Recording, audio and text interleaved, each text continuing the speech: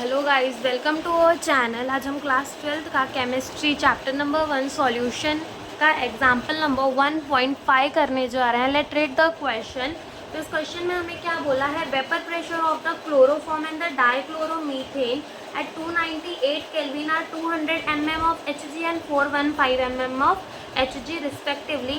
First part, calculate the vapor pressure of the solution prepared by mixing a 2.25.5 gram of the CH3Cl3 and 40 gram of the CH2Cl2 Cl2 at 298 kelvin. तो पहले हम first part solve करते हैं, then हम second part में आएंगे। तो first part में हम देखो, पहले हमारी अजम्पशन क्या रहेगी कि हम क्लोरोफॉर्म को 1 मानेंगे और डाइक्लोरोमीथेन को क्या मानेंगे, 2 मानेंगे। जो क्लोरोफॉर्म का मोलार मास होता है वो हमारा कितना होता है, 118 होता है, और जो डाइक्लोरोमीथेन का मोलार मास होता है वो कितना होता है, 85 होता है। और हमें पहले पार्ट के अकॉर्डिंग ये बता रखा है, मतलब हमें क्वेश्चन में ही दे रखा है कि जो हमारा क्लोरोफॉर्म का वेपर प्रेशर है that is the P1 not, वो कितना है 200 mm ऑफ Hg, और जो हमारे डाइक्लोरोमीथेन का वेपर प्रेशर है वो कितना है 415 mm ऑफ Hg है।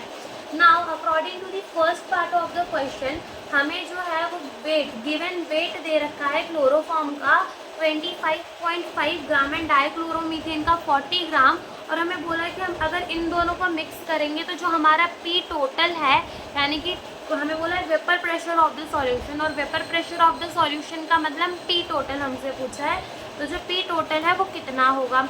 तो सबसे पहले स्टार्ट करते हैं हम क्वेश्चन को। तो सबसे पहले हम यहाँ पे मोल्स निकाल लेते हैं किसके, क्लोरोफॉर्म के।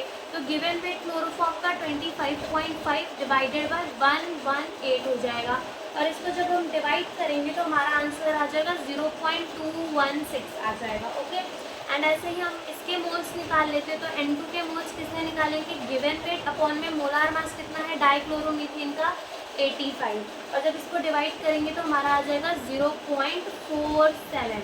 तो ये हमारे क्या आ गए, मोल्स आ गए।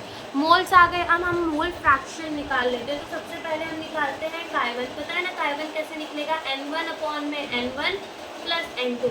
1 से हम क्या डिनोट कर रहे हैं, क्लोरोफॉर्म, तो हम मोल निकालने जा रहे हैं किसके, क्लोरोफॉर्म के। तो चलो N1 हमें कितना दे रखा है 0.216 अपॉन में ये 0.216 प्लस 0.47, तो ये हो जाएगा 0.216 डिवाइड बाय, जब इन दोनों को प्लस करेंगे तो जो हमारा आंसर है वो आ जाएगा 0.686 इज इक्वल्स टू, और इसको डिवाइड करने के बाद जो आंसर है वो आ जाएगा 0.314। तो ये क्या है, ये हमारा मोल फ्रैक्शन आ गया। इसका मोल फ्रैक्शन आ गया, ये हमारे क्लोरोफॉर्म का मोल फ्रैक्शन आ गया। ओके, क्लोरोफॉर्म का मोल फ्रैक्शन आ गया। नाउ हम Ki2 निकाल लेते। Ki2 कैसे निकालेंगे, दैट इज डाइक्लोरोमीथेन का मोल फ्रैक्शन 1 माइनस Ki1 को कर देंगे। ठीक है, तो कर देते हैं 1 माइनस 0.314।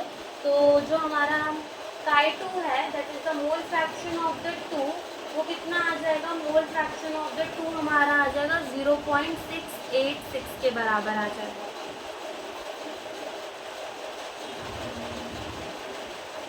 ओके, तो वो आ जाएगा हमारा 0.686 के बराबर आ जाएगा। ओके, देन अब हमारा हमने मोल्स निकाल लिए, मोल फ्रैक्शन निकाला है।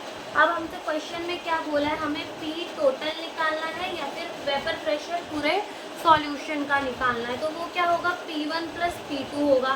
तो P1 कैसे निकलेगा, P1 is equals to P1 not Ki1 है। P1 क्या होगा, P1 नॉट Ki1 होगा।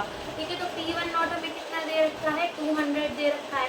Ki1 हमने कितना निकाला 0.314, और जब हम इसको मल्टीप्लाई करेंगे तो हमारा आंसर है वो आएगा 62.8। ऐसे ही हम P2 निकाल लेते हैं। P2 क्या हो जाएगा, P2 नॉट Ki2 हो जाएगा। P2 नॉट हमें कितना दे रखा है 415 दे रखा है। Ki2 कितना आया हमारा 0.868 आया, और जब इन दोनों को मल्टीप्लाई करेंगे तो हमारा आंसर आएगा 284.6। अब P टोटल निकाल लेते। P टोटल में करना क्या है, P1 प्लस P2। तो P1 कितना आया 62.8 आया, P2 कितना आया 284.6 आया।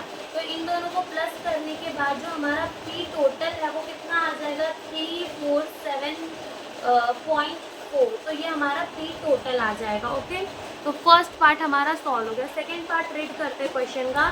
सेकेंड पार्ट में हमें क्या बोला है क्वेश्चन के, हमें मोल फ्रैक्शन बताना है ईच कॉम्पोनेंट का वेपर फेज। अब जो ये मोल फ्रैक्शन होता है वेपर फेज में, it is different from the original mole fraction, because original तो हमने निकाल ही लिया।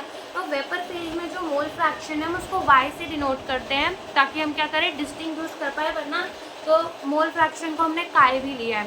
तो जो वेपर प्रेशर का मोल फ्रैक्शन है उसको वाई, अगर हमें किसी Y1 यानी हमें क्लोरोफॉर्म का मोल फ्रैक्शन निकालना है वेपर फेज में, तो मैं क्या करूँगी, P1 अपॉन में क्या कर दूँगी, P टोटल कर दूँगी।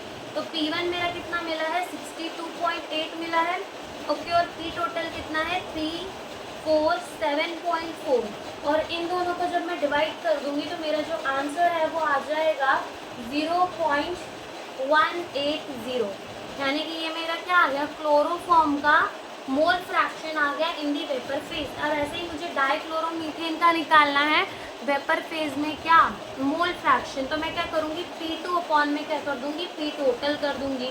तो P2 मेरा कितना मिला, 284.6 अपॉन में P टोटल 347.4। और इन दोनों को डिवाइड करने के बाद जो हमारा आंसर है वो आ जाएगा 0.82। तो ये हमारे सेकेंड पार्ट के आंसर हो गए, यहाँ से ये हमारे सेकेंड पार्ट के आंसर हो गए। तो हमसे यही इस क्वेश्चन में पूछा था और हमने सॉल्व कर दिया। Thank you for watching the video.